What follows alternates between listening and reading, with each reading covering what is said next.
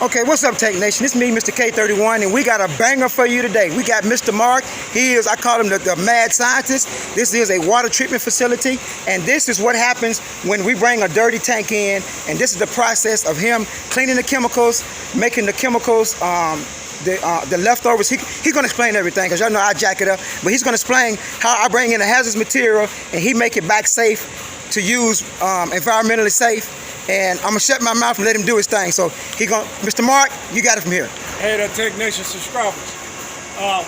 Welcome to Water Treatment 101. I've been in this business 22 and a half years. I've been in water treatment less than a year, but I've been around it my whole career, working in the tank business. Cleaning tanks, it's not for everyone. A lot of people tried it, a lot of people failed, but once you get the hang of it, you can become one of the better tank cleaners. Never take this job for granted, because we've lost a lot of good people cleaning tanks. But I'm gonna leave the tank cleaning business part alone. I'm gonna get to the water treatment part. The water treatment part is something new to me. I'm excited about it. What we do, he came in with a tank. We bring it in the bay. We hot flush it out. Whatever the type of product is, we have certain cleaning procedures. With the product he came in with was sodium hydrosulfide, better known as caustic. You cold flush it.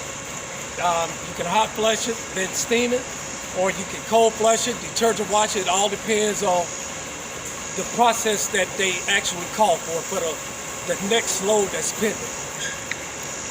Once we do that, this is our vats, hot water, caustic, detergent, cold water vats.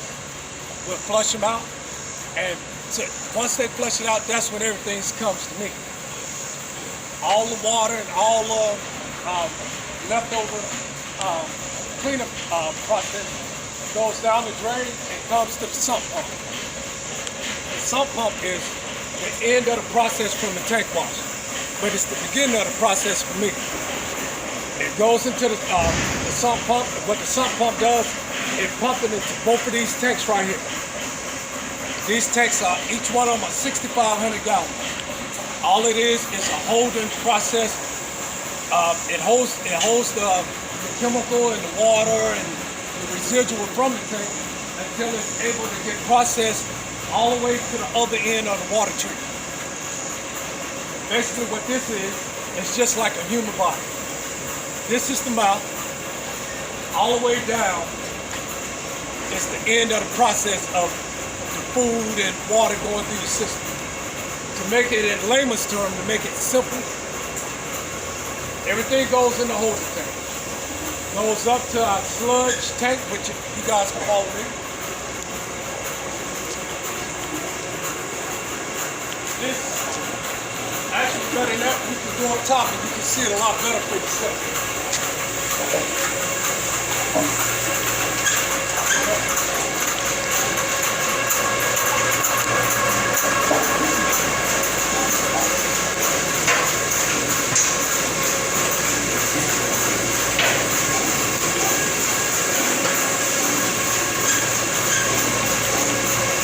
All right. Now, like I was explaining, everything is pumped into these two tanks right here. These are holding tanks. This line, that pumps everything, all the liquids out, up into our sludge and oil separator. What that does, that separates all the heavy material and all the oily material, and it pumps it off into that tote right there. This is what we get.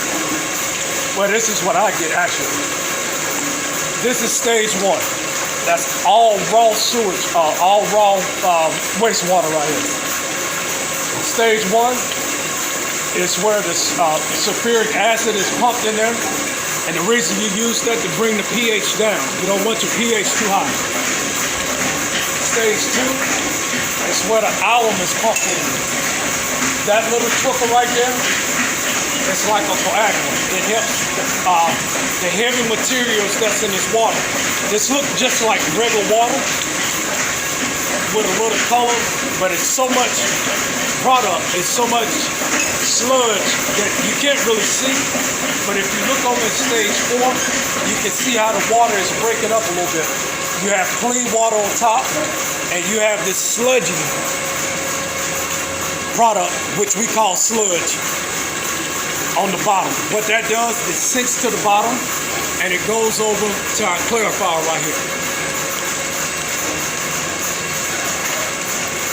And what that does, all the heavy product sinks down to the bottom, and all the clean water runs off into our flume. This is the last point of treated water. So I'm gonna show you. We go from this right here, which is, this is sludge, to this down here.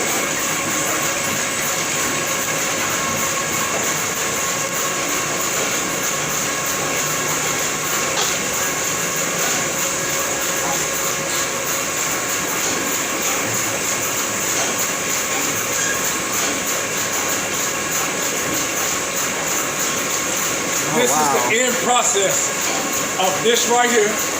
Wow. And that milky colored water. And the thing about it, you use chemicals. It's crazy how you can clean water with hazardous chemicals. Like this chemical right here is sulfuric acid. It's very corrosive. I mean, it'll eat metal. We use caustic. That's another corrosive that will eat metal, will eat you. You know, it's very hazardous. It's very corrosive. But the end process, we get water like this right here.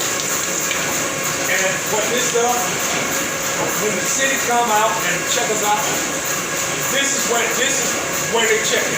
Because this is the bar that runs all the way around to the back. And that's my sludge from. Hold on 1 second.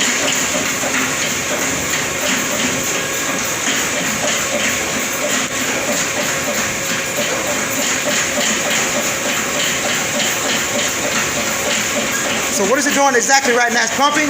Yeah. What this is, that noise that you guys hear is actually a pump that's connected to the bottom of our auger, our clarifier.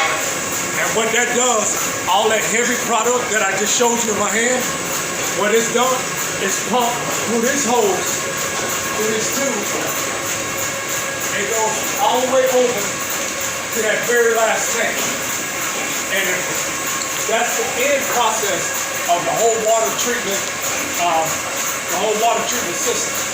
And for a lot of people who don't know, our water treatment system is state of the art. You don't see too many water treatment systems that's set up like this, where basically everything is computerized. It tells you, like right now, my caustic pump is not running. So what I do to correct that is, I allocate it and then I reset it, and as soon as I hit reset, it's pumping.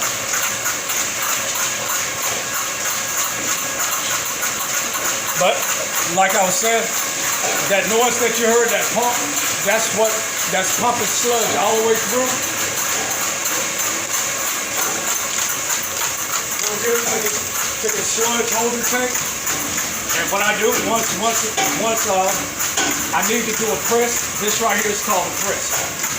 I open up the top level to allow the pump to pump it through the press. And what the press does, it pumps all the solids through those plates. And once it pumps all the solids through those plates, the water will just run through. And you turn on your air supply. What that does is sucks all the water out of it, out of the sludge, like that gooey stuff I just showed you, and it turns it into this right here. In the water treatment business, this is what we call cakes. And all this is the sludge that was put in here, and once it goes through the press, this is what you'll get.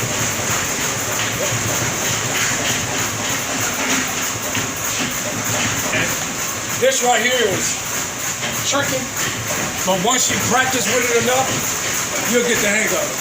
First couple of times I did it, I had milky, sloppy water coming out. For one, I didn't let it run long enough, and then I didn't let it air long enough. But anything with the water treatment business, everything comes with trial and error. Someone can tell you to do it this way, it'll work one time, and you do the exact same thing next time, and it won't work. So that's when you have to try to say, well, I'm gonna tweak this, I'm gonna tweak that. As long as you're tweaking it in the right direction, this right here is A1. It's A1. And if you guys want to walk with me over here, I can show you how it looks once it's dried out completely.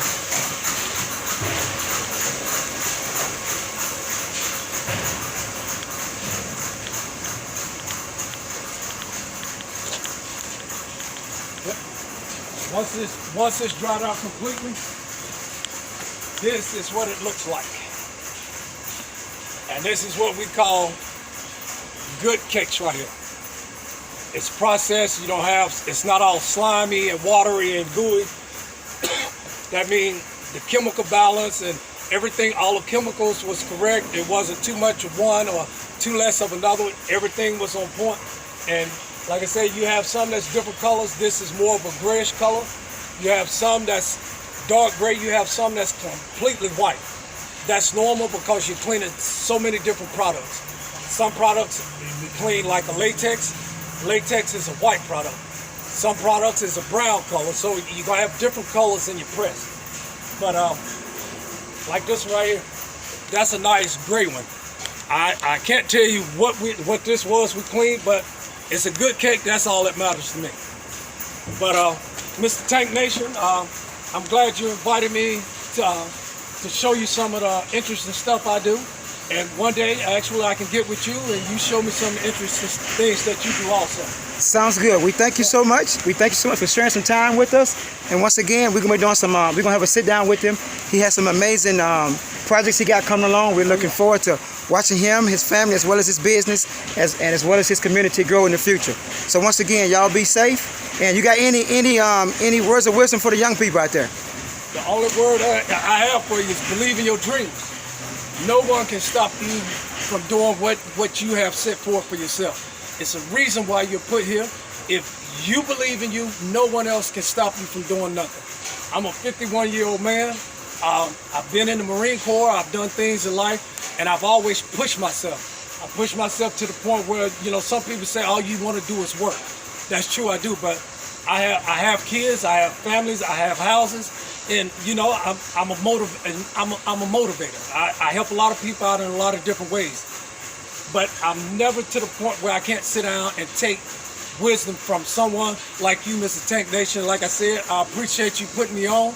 And I have so much more to share with you guys, but I'm still willing to learn from Mr. Tank Nation. So once again, we thank him so much. Hey, y'all be great. Don't forget, please like, share, and what? Subscribe. Y'all be great. Peace out. Boop, boop. All right.